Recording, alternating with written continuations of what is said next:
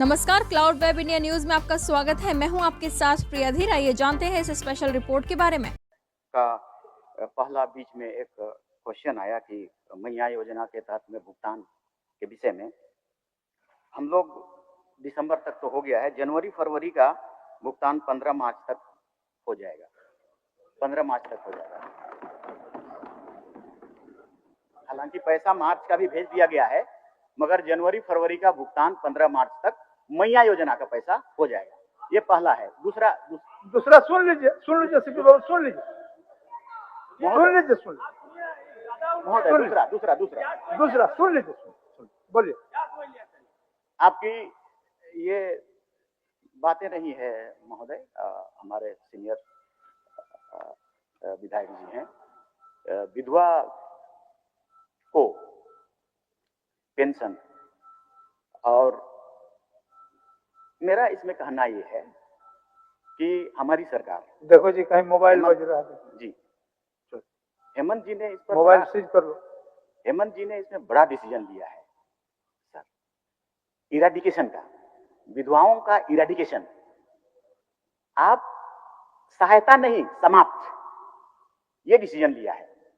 तो 1000 2000 की बात नहीं, ये 2 लाख रुपया दे रहे हैं, और 2 लाख रुपया दे के विधवाओं को कंप्लीट समाप्त करना, कम करना। हम लोग जानते हैं महोदय, विधवाओं के साथ सबसे ज्यादा परेशानी है, मतलब उसको बुरी नजर से देखा जाना, माँ बाप के द्वारा निकाल दिया जाना, तो वो सबसे ज्यादा सिंपैथाइज्ड हैं, वो हम लोग समझते हैं उसको। इसलिए माननीय मुख्यमंत्री जी ने ये कार्य जो किया है बहुत सराहनीय है मेरे ख्याल से। सीनियर हमारे एमएलए जी की 2 लाख रुपया, मतलब ये धीरे धीरे खत्म होता जाएगा। विधवा जो होते जाएंगे, अभी आपने कहा 30 साल के विधवा हो गए हैं, तो उसको पुनर्विवाह की जरूरत है। पुनर्विवाह 1000 2000 में तो होगा नहीं, 2 लाख में हो जाएगा। और अगर और ज्यादा सिंपैथी है तो हमारा डिमांड होगा, मांग होगा कि हमारा इस विभाग का मंत्री अन्नपूर्णा देवी जी भी हैं। अगर मुख्यमंत्री 2 लाख दे रहे हैं तो प्रधानमंत्री भी 2 लाख देते हैं। 4 लाख में तो सभी विधवा ही समाप्त हो जाएंगे। तो दिस इज इरेडिकेशन के लिए ऐसा बेहतर योजना है महोदय, इसलिए हम लोग उसको अप्रिशिएट करेंगे जरूर। जो कदम अच्छा है तो सबको अप्रिशिएट करना ही चाहिए मेरे ख्याल से। तो ये जवाब है। पहली बात तो अध्यक्ष महोदय, कौन माननीय मंत्री है, हेलमेट लगाए हुए हैं कि क्या लगाए, पता नहीं चल रहा है। हाँ, नहीं पहचान पा रहे। नाम बता दिया जाए कौन मंत्री है। हम नहीं पहचान पा रहे, सही बता रहे हैं, मजाक नहीं कर रहे, सही बता रहे, नहीं पहचान पा रहे। चलिए, अच्छा पता चल जाएगा। बोलिए, पूछिए। मंत्री है, नाम से क्या पता? नहीं, नाम जानना जरूरी है ना। अच्छा सर, आप सीनियर हैं, हम भी, आप सीनियर हैं, हम आपको ऐसा कमेंट नहीं करना चाहेंगे। पहचान पा रहे हैं? नो, दिस इज रॉन्ग, एकदम गलत है। आप जान रहे हैं, जानते हैं, 15 साल से जानते हैं। आज 15 साल से मैं टोपी पहन रहा हूं, वो भी जानते हैं आप, लेकिन जबरदस्ती ह्यूमिलेट करने का प्रयास करिएगा। अरे नहीं करते हैं, अरे आपको आदर करते हैं, इसीलिए नहीं बोल रहे हैं। आपको कौन ह्यूमिलेट कर पाएगा? नहीं, आपको कोई ह्यूमिलेट नहीं कर पाएगा, और हमारी ताकत का है किसी मंत्री को ह्यूमिलेट करने का। ठीक है, मैं पूछता हूँ माननीय अध्यक्ष महोदय, इन्होंने कहा कि 15 मार्च तक मिल जाएगा मैया सम्मान योजना का। तो अध्यक्ष महोदय, मेरा आग्रह करना है, आग्रह ही कर सकते हैं कि 14-15 को होली है अध्यक्ष महोदय, और यहाँ छुट्टी भी है अध्यक्ष महोदय। विधानसभा का जो तालिका दिखेगा उसमें छुट्टी है, तो आप होली के पहले देते तो मैया सम्मान योजना की राशि से कम पुआ धुसका तो पका के खाते अध्यक्ष महोदय। लेकिन इसलिए नहीं देंगे 14-15 को देंगे अध्यक्ष महोदय, ये देंगे ईद के समय, पहले नहीं देंगे अध्यक्ष महोदय, ईद के समय देंगे, क्योंकि होली है अध्यक्ष महोदय। नंबर 1, अब बार उठा मंत्री जी, आप कुछ बोल रहे हैं? अच्छा, मंत्री जी हो जाएगा, पहले होली से पहले हो जाएगा। धन्यवाद। एक चीज के लिए आपको धन्यवाद। क्या बोलना चाहते हैं? चलिए 1 मिनट सुन लीजिए, इरफान साहब क्या बोलने के लिए व्याकुल है, बोलिए। ये बार बार हमको ही कोट किए सर, बोलिए सिंह जी जो है सर वरीय विधायक रहे हैं सर, मंत्री भी रहे हैं अभी।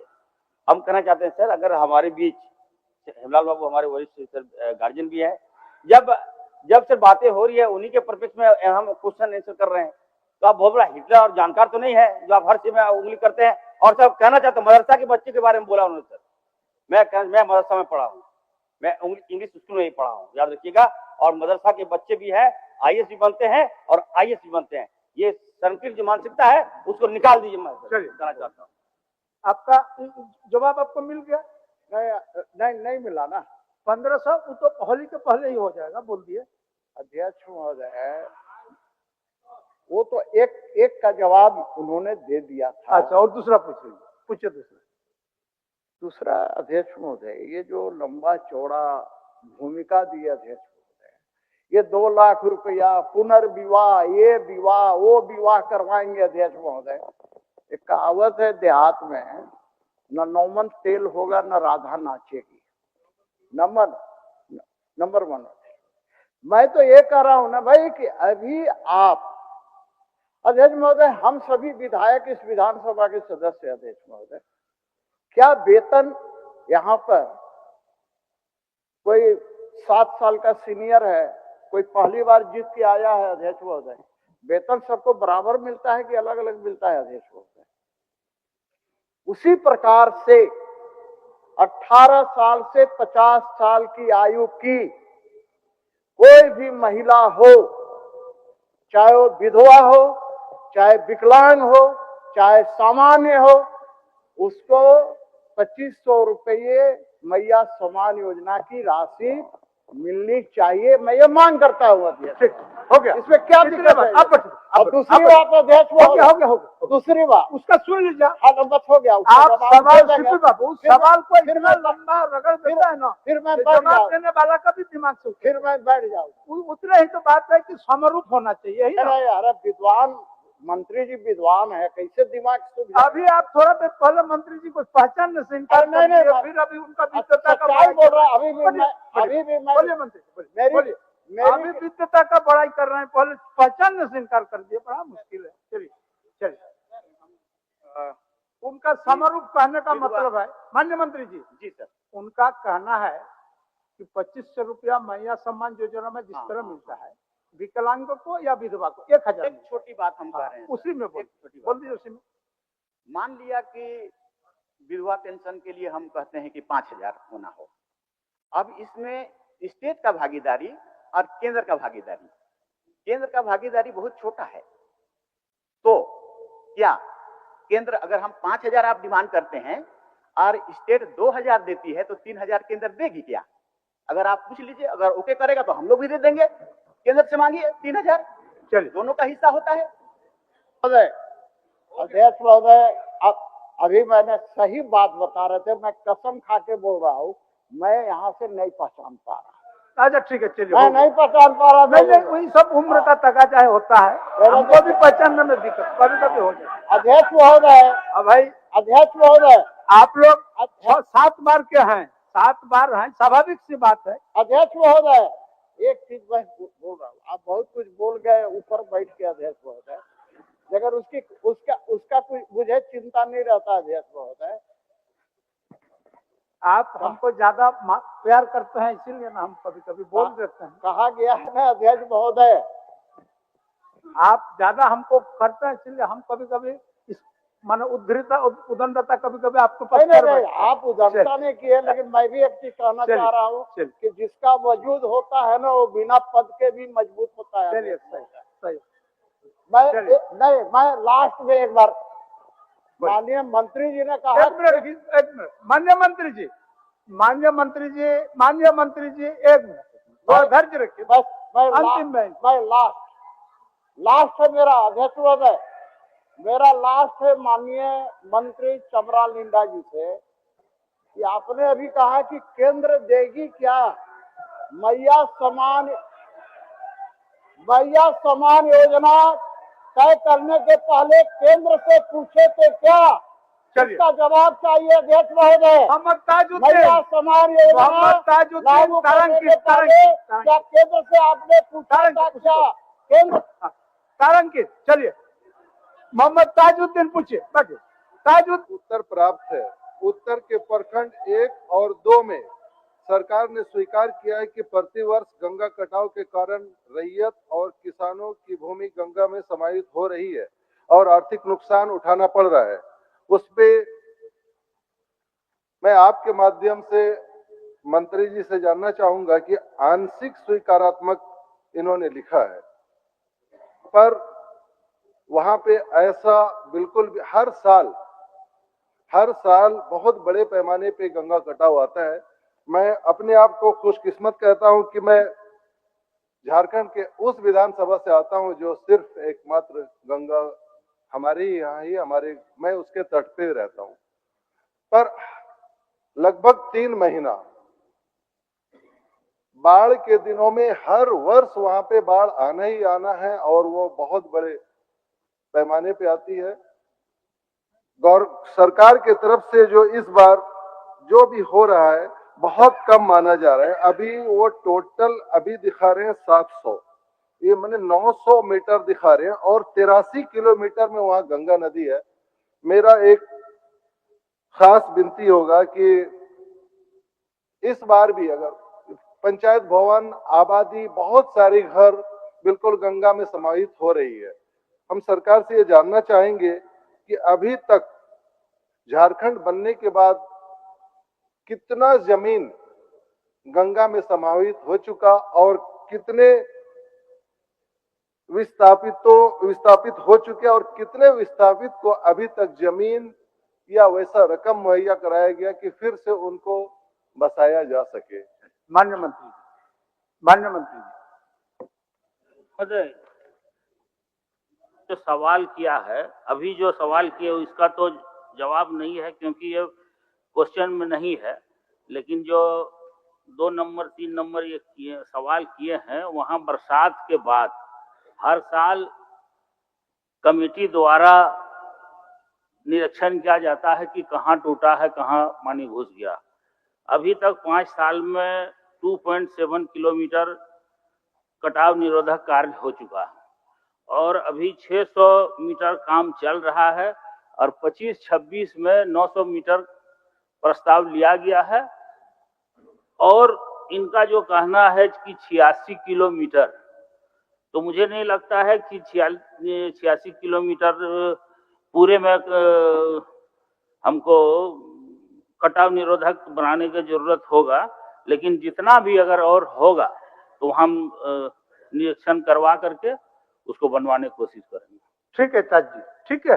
नहीं और इसमें कुछ पूछना है? जी अभी मंत्री आपके द्वारा मंत्री महोदय से ये रिक्वेस्ट था कि जहाँ पे अभी 150 मीटर करवा रहे हैं साहिबगंज जिला अंतर्गत गंगा नदी के दाएं तट पर प्रखंड के खाटी टोला के पास डीएस से बानू टोला तक कटाव निरोधक कार्य, जिसमें 150 मीटर अभी काम करने का आदेश दिया गया, उसमें और 550 मीटर कर दिया जाता तो बहुत ज्यादा अच्छा। और एक प्लीज, अभी और एक जो बिल्कुल बहुत बड़ी आबादी इसी बार गंगा में समा जाएगी, साहिबगंज जिला अंतर्गत राजमहल प्रखंड में मझर टोला, कमाल टोला, हाजीपीर अली टोला में के सामने कटाव 900 मीटर है। इसको प्लीज इस बार करा दिया जाए। माननीय मंत्री जी कुछ ज्यादा बढ़ाने के लिए बोल रहे हैं। ठीक है, बस निरीक्षण करवा करके और जितना जरूरत होगा करवा देंगे। धन्यवाद। माननीय सदस्य अमित कुमार यादव जी पूछिए।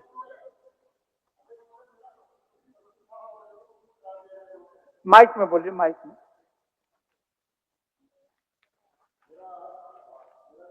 सूचित प्रश्न था महोदय, उसको पुट करवा दिया जाए मेरा उत्तर।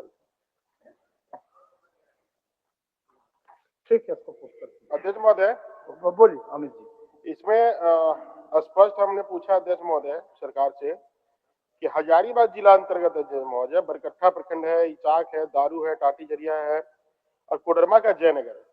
तो अध्यक्ष महोदय इसमें कोल्ड स्टोरेज की हम बात कर रहे हैं, सरकार हमको जवाब दे रही है अध्यक्ष महोदय कि हजारीबाग जिला में है। तो हजारीबाग और इचाक बरकट्ठा कहाँ से कहाँ है अध्यक्ष महोदय? हमारा सीधा कहना है कि हमारे विधानसभा क्षेत्र अंतर्गत बरकट्ठा, इचाक, दारू, टाटी जरिया या कोडरमा का जयनगर प्रखंड में आप कब तक वहां पे कोल्ड स्टोरेज का निर्माण कराएंगे? माननीय मंत्री। अध्यक्ष महोदय, हमारे सरकार के द्वारा 21-22 और 22-23 में मॉडल शीतगृह निर्माण योजना चलाया जा रहा है अध्यक्ष महोदय, और लगभग 20 जिलों में हम लोगों को शीतगृह का निर्माण करना है, जिससे मुझे बताने में भी खुशी हो रही है कि हजारीबाग जिला में अध्यक्ष महोदय हम लोगों ने बिल्डिंग कंप्लीशन करने के बाद वहां पे एजेंसी को भी हैंडओवर कर दिया गया है, और हजारीबाग जिला में अभी 5000 एमटी का जो कोल्ड स्टोरेज है वो फंक्शनल भी है।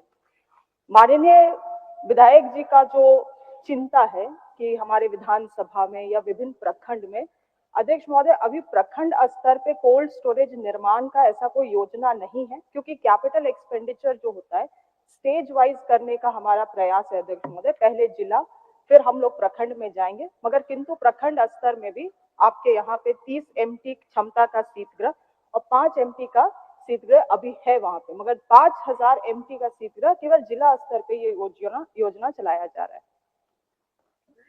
अध्यक्ष महोदय, हमारे यहाँ बरकट्ठा का दूरी हजारीबाग से 60 किलोमीटर अध्यक्ष महोदय, और जो चलगुस्सा का दूरी है 100 किलोमीटर अध्यक्ष महोदय। और एक किसान अगर 100 किलोमीटर कोई भी सामान को ले जाता है, बीज है, भंडारण करने के लिए है या कुछ भी है, तो अध्यक्ष महोदय ये संभव है क्या कि एक किसान 100 किलोमीटर दूर जाके कोल्ड स्टोरेज में वहां पे वो हमारा कहना है कि जहाँ पे फसल उपजाया जाता है, जहाँ पे सब्जियां उपजाई जाती है, वैसे स्पेसिफिक जगह को आप चिन्हित करें। हमारा कहना है कि हजारीबाग टाउन में तो कोई फसल नहीं उगाता है, बीज नहीं रखता है, इचाक में रखते हैं लोग, बड़का गांव में रखते हैं लोग, इस प्रकार से डोमचाच में रखते हैं लोग, स्पेसिफिक जगह किसानों का। तो अध्यक्ष महोदय वैसे स्थिति में बरकट्ठा में जो हम लोग का गैपाड़ी है, कलाबाद है, वहां पे सब्जी वहां से दूसरे जगह जाता है, इचाक का धनिया पत्ता हो, चाहे आलू हो, चाहे टमाटर, जो विदेशों तक जाता है, बनारस के माध्यम से जाता है अध्यक्ष महोदय, तो वैसे स्पेसिफिक जगह पे खोलने का प्रयास किया। इचाक का सब्जी कहाँ तक जाता है अमित जी, हमारा अब जवाब वैसे जगह पे अब जवाब माननीय मंत्री जी। अध्यक्ष महोदय, माननीय सदस्य बहुत ही चिंतित है किसानों को लेके, और हमारी सरकार उससे भी ज्यादा चिंतित है। मैं इस बात से सहमत हूं कि 100 किलोमीटर किसी भी किसान को ट्रैवल करने में दिक्कत होगी। अगर आप चाहते हैं वैसे कोई एफपीओज है, कुछ लैम्प्स है जिनके खेत में अगर हम लोग 5 एमटी का या 30 एमटी का बना सकते हैं, तो निश्चित रूप से वो हमें लिख के दे, तो हम लोग उसको अपने प्रोजेक्ट में टेकअप कर सकते हैं। हो गया, धन्यवाद अध्यक्ष महोदय। माननीय मंत्री जी, एक सूचना, अभी कोल्ड स्टोरेज का जो स्थिति है, जो आपने टेंडर फ्लोट करने से लेकर के निर्माण तक जो कालखंड या अवधि लगा है, उससे ज्यादा अवधि या समय विभाग व्यय कर रहा है उसको जनता को या किसान को समर्पण करने के लिए। इसको दिखवा लीजिए। जी अध्यक्ष। धनंजय जी, आपका क्वेश्चन स्थानांतरित हो गया है, आपको दूसरे जवाब मिलेगा। उसके बाद आपका क्वेश्चन स्थानांतरित हो गया है ग्रामीण विकास में। आपको ग्रामीण विकास का जिस दिन जवाब होगा उस दिन आपको जवाब मिलेगा। माननीय सदस्य श्री मनोज कुमार यादव जी।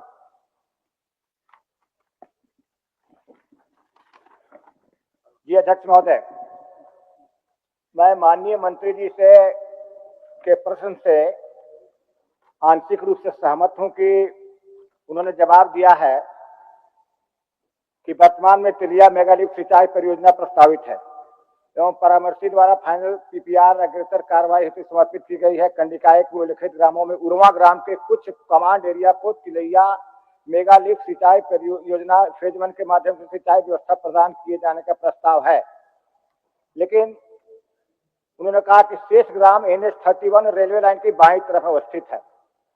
तो माननीय मंत्री से मेरा प्रश्न यह है कि जो शेष ग्राम खांडी, कोटवाडी, जामोखाड़ी जो है वह तिलैया डैम से 500 मीटर के करीब है, बहुत ही नजदीक है। तो अगर आप मेगालिफ्ट सिंचाई परियोजना से उसको कवर नहीं कर सकते हैं, तो आप और दूसरे योजना से उसको लेकर के सिंचाई कराने की व्यवस्था करना चाहते हैं कि नहीं? माननीय मंत्री जी, बट जवाब सुन लीजिए।